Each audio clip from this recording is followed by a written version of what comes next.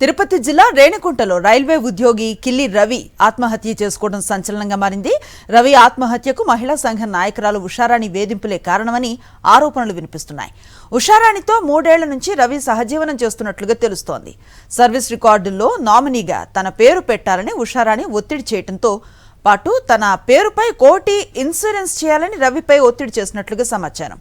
మరోవైపు ఉషారాణి 3 పెళ్లిళ్లు చేసుకుందని, డబ్బు కోసమే రవికుమార్ను ట్రాప్ చేసి వేధించిందని ప్రచారం జరుగుతోంది. ఉషారాణికి 3 పెళ్లిళ్లు అయ్యాయని తెలుసుకుని రవి జాగ్రత్త పడ్డాడు. ఆయన వేధింపులు తీవ్రం చేయడంతో రవి ఆత్మహత్య చేసుకున్నట్లుగా తెలుస్తోంది. అయితే ఉషారాణి వేధింపులపై గత నెలలోనే రవి పోలీసులకు ఫిర్యాదు చేసినా పట్టించుకోలేదు. మహిళా సంఘం నాయకులతో పాటు ఉషారాణితో రాజీ కుదుర్చుకోవాలని పోలీసులు రవికి సూచించారని తెలుస్తోంది. ఈ నేపథ్యంలోనే రవి ఆత్మహత్యకు పాల్పడటం చర్చనీయాంశంగా మారింది.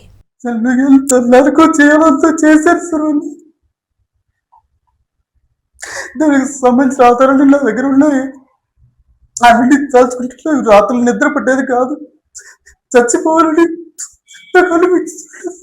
మరింత సమాచారం అందిస్తారు మా ప్రతినిధి ప్రసాద్. ప్రసాద్, వీడియో ఒకటి వైరల్ గా మారినట్లుగా తెలుస్తోంది, చూస్తున్నాం. చాలా డిప్రెషన్ తో మాట్లాడిన వీడియో అది. ఏంటి ఈ కేసుకు సంబంధించి ఎలాంటి డీటెయిల్స్ ఉన్నాయి?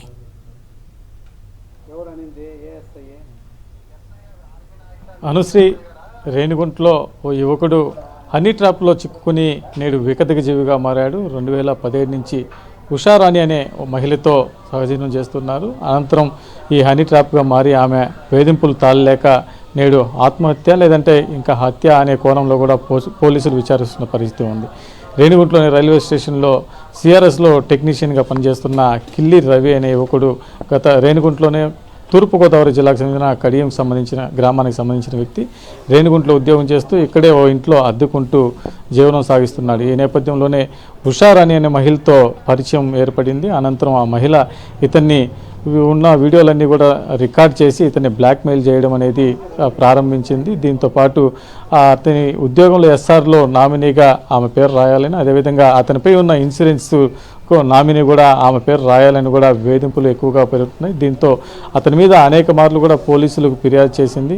ఇప్పటికే ఈమెకు 3 పెళ్లిళ్ళు అయినాయని కూడా ఏదైతే కిల్లి రవి కూడా గతంలో మనకి సాక్షికి ఇచ్చిన ఇంటర్వ్యూలో కూడా చెప్పడం జరిగింది. పోలీసులకు కూడా దీని మీద ఫిర్యాదు చేసిన ఎలాంటి ఉపయోగం లేకుండా పోయింది. దీంతో అతను మానసికంగా ఎంతో కృంగిపోయిన కిల్లి రవి ఈరోజు వేకువజామునకు ఆత్మహత్య చేసుకున్నాడని చెప్తున్న పరిస్థితి ఉంది. మరి ఇది ఆత్మహత్య లేదంటే హత్య లేదా ఇంకేదన్నా కారణాలు ఉన్నాయనేది పోలీసులు విచారణలో తేలాల్సిన అవసరం అయితే ఉంది. రేణిగుంటలోని బొగ్గ వీధిలో అతను నివాసం ఉంటున్నాడు. నిన్నటి నుంచి కూడా అతను విధులకు కూడా హాజరుకారేలేదు, ఇక్కడ రూమ్లోనే ఉంటున్నాడు. ఈరోజు ఉదయం దాదాపు 9 నుంచి 10 గంటల ప్రాంతంలో ఈ ఘటన జరిగిందనేసి కూడా ఇక్కడున్న స్థానికులు చెప్తున్న పరిస్థితి ఉంది.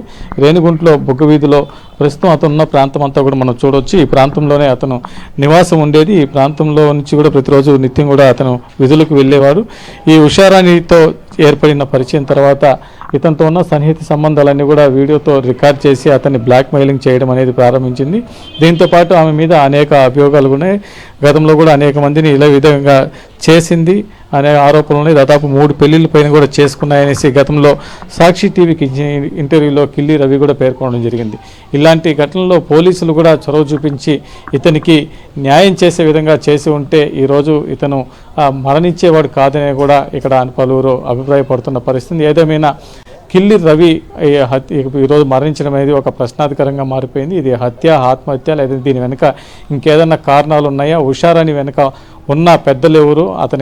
ఆమెకు సహకరించింది ఎవరు? ఇవన్నీ కూడా పోలీసులు విచారణలో తేలాల్సిన అవసరం ఉంది. ప్రస్తుతం ఇక్కడ మరణించిన కిల్లి రవి మృతదేహాన్ని తిరుపతిలోని రొయా హాస్పిటల్ కూడా తరలించడం జరిగింది. అక్కడ పోస్ట్ మార్టం నిమిత్తం అక్కడికి తరలించారు. వీళ్ళ తల్లి కూడా తూర్పుగోదావరి జిల్లా నుంచి ప్రస్తుతం ఇక్కడికి చేరుకుంటున్నారు. మరి ఈరోజు సాయంత్రానికి వాళ్ళ తల్లిగారు కూడా ఇక్కడికి చేరుకుంటారు. అనంతరం కూడా రొయ్యాలో మృతదేహానికి శవపరీక్షలు నిర్వహించిన తర్వాత కుటుంబానికి అప్పగించడం జరుగుతుంది. ఈ కేసు కట్టి పోలీసులు కూడా విచారణ చేస్తున్న పరిస్థితి ఉంది ప్రస్తుతం. Anusri, right, thank you Prasad.